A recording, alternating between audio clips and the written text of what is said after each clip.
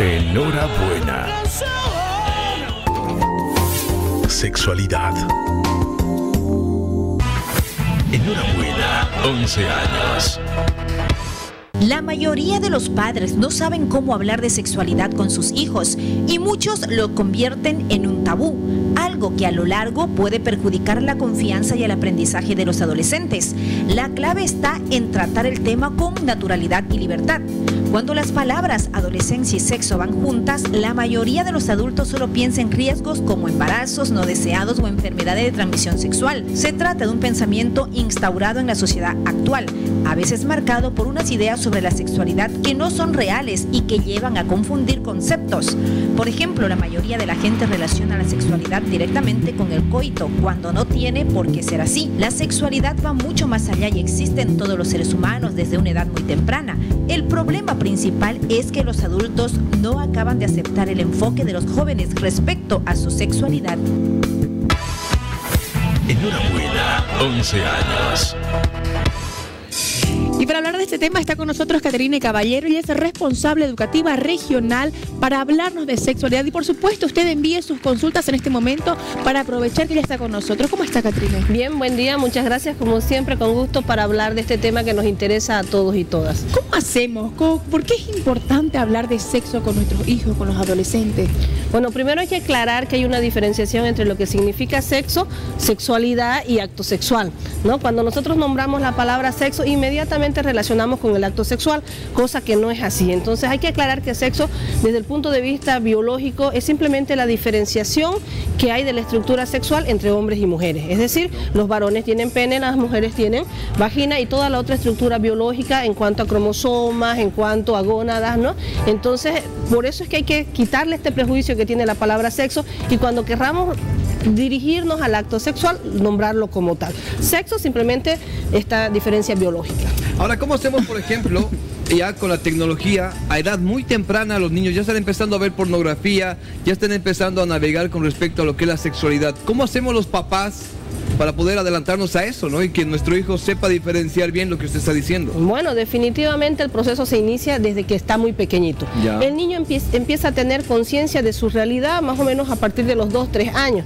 Entonces de ahí es cuando nosotros empezamos a construirle ya su concepto de sexualidad. ¿Por qué? Porque el pequeñito ya tiene que ir empezando a nombrar los órganos sexuales por su nombre, por ejemplo, el saber aquellas diferencias en cuanto a sus roles, tiene que ir conociendo los cuidados que tiene que ver con el cuidado de su cuerpo y progresivamente ir escalando junto con el niño hasta llegar a niveles más profundos de conocimiento con respecto a la sexualidad. Entonces es importante que el papá evite estar diciendo, mira, mi hijito, ¿no? Esto se llama quequecito, esto se llama, ponerle sobrenombre, ir hablando con forma clara al niño para que el niño sepa y no vaya descubriendo en otros espacios como el internet o como los amigos de cómo ir descubriendo su sexualidad, cómo ir construyendo, porque la sexualidad es eso, una construcción tan abstracta que tiene muchos componentes, es decir, interviene mi forma de pensar, mi forma de sentir, mi forma de hacer y mis gustos. Caterine, con esto que usted hablaba hace un momento, a mí se me vino, dije, bueno, tal vez para abordar este tema con nuestros hijos adolescentes es fácil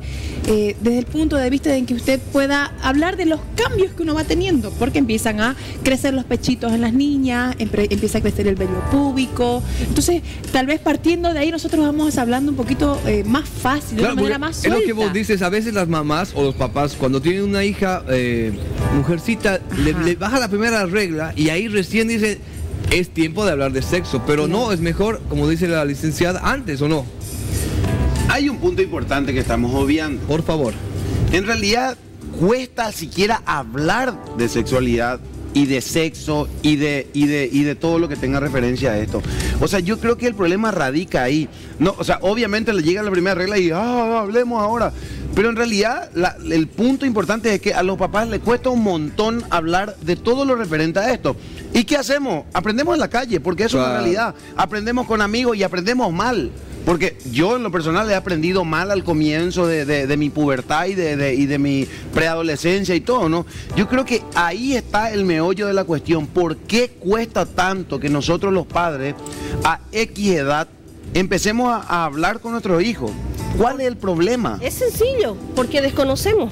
Una persona tiene miedo a hablar algo cuando desconoce. Obviamente venimos nosotros de una cultura todavía tradicionalista, conservadora, donde si hablamos de sexualidad, inmediatamente cambiamos de tema. Sí. Entonces, como papá, ¿cómo voy a hablar de sexualidad si yo desconozco? Si yo no sé cómo está conformado mi cuerpo, cómo funciona, dónde me gusta que me toquen, dónde no me gusta que me toquen, qué acciones me gusta hacer, qué acciones no me gusta hacer. Mi forma de pensar es tan cerrada que ¿cómo voy a entablar una conversación con mi hijo si yo desconozco todos aquellos procesos biológicos, psicológicos, sociales de desarrollo de la sexualidad? Ahora, tenemos un trabajo pendiente ahí como papás nosotros de primero informarnos para poder también informar con los hijos. ¿Sabes qué es lo más que escuchar? Yo estoy hablando muy genéricamente, valga la redundancia de la palabra. Cuídate, mi hija usa que use preservativo o usa anticonceptivo. No es más, claro. no se habla más, porque el miedo genéricamente es solo el embarazo. Y hay tantas cosas, enfermedades, y uno no maneja. No, y aparte que incluso ya niñas de 15, 16, 17 años, si tu mamá encuentra un preservativo en tu cartera, te saca la mostaza, ¿no? O sea, no es como que por lo menos decir, bueno, mi hija ya está en edad, por lo menos se está protegiendo, no, es como que vamos al cuarto, que qué te pasa, que cómo es posible, y eso es lo que también a los niños impide ir a hablar con los papás con confianza y decir, papá, ¿qué pasa? Yo quiero rescatar lo que decía David y que es muy importante. Los papás estamos acostumbrados a decir, cuídate, cuídate, pero ¿qué significa ese cuidarse? Claro. Conozco yo el mecanismo de acción del método que estoy utilizando, conozco sus limitaciones, conozco sus ventajas, conozco los efectos secundarios, es decir, cuídate significa siéntate aquí conmigo, vamos a conocer cómo está tu ciclo menstrual, ¿eres irregular? ¿No eres irregular? ¿Sabías tú que si pasa esto, no es verdad? ¿Es normal los días de menstruación? ¿No es normal? ¿El varón a los cuántos años empieza a tener sueños húmedos? ¿Cuándo empieza la eyaculación? ¿Cuándo puede embarazar? Hemos visto un caso reciente de chicos que han sido papás de 12 y 13 años respectivamente. Entonces nosotros, wow, 12, 13 años, nos da ahí dos indicadores claves. Uno, que los chicos están iniciando tempranamente su actividad sexual. Dos, que los procesos biológicos que antes teníamos, por ejemplo, el inicio de la menstruación que estaba dado entre los 12 y 14 años, ahora se da a los 9, 10 años. Wow. Por lo tanto, todo este proceso de la pubertad se está adelantando. Claro. O sea, los chicos que ya empezaban con los cambios biológicos, ¿no? Como el cambio de voz, el ensanchamiento de cadera, se está dando mucho más precoz. Y eso nosotros como papás debemos estar atentos y buscar una ayuda, pero no con un tema de ir y dar el sermón que siempre damos los papás, ¿no? Sino el tema de dialogar. ¿Cómo te está yendo? ¿Qué estás haciendo? ¿Qué estás notando? ¿Qué estás sintiendo? Porque es algo que los papás no hacemos. Siempre imponemos, decimos, pero nunca decimos, ¿cómo te sientes? ¿Qué has notado? Contame, ¿no? Ah, estoy bien. Bueno, está bien, mi hijo, chao, y paso al costado, ¿no? Pero el tema es buscar, pensar realmente qué está sintiendo mi hijo. Y además, algo que yo les quiero comentar y que nos ha preocupado a nosotros en el Departamento de Psicología del CIES es que nos están llegando casos en unidades educativas de chicas de primero y segundo secundaria que están con los famosos retos. Ustedes saben que ahora está de moda retarse por todo y por nada.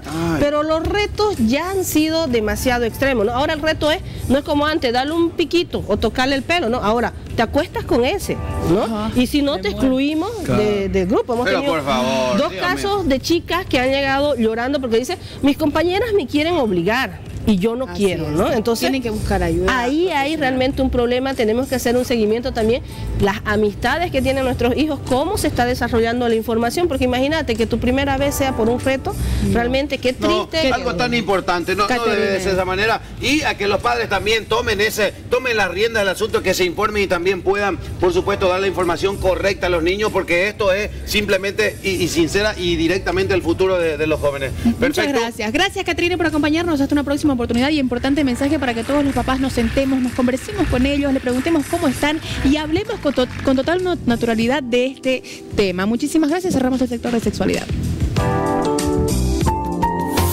Sexualidad. Enhorabuena.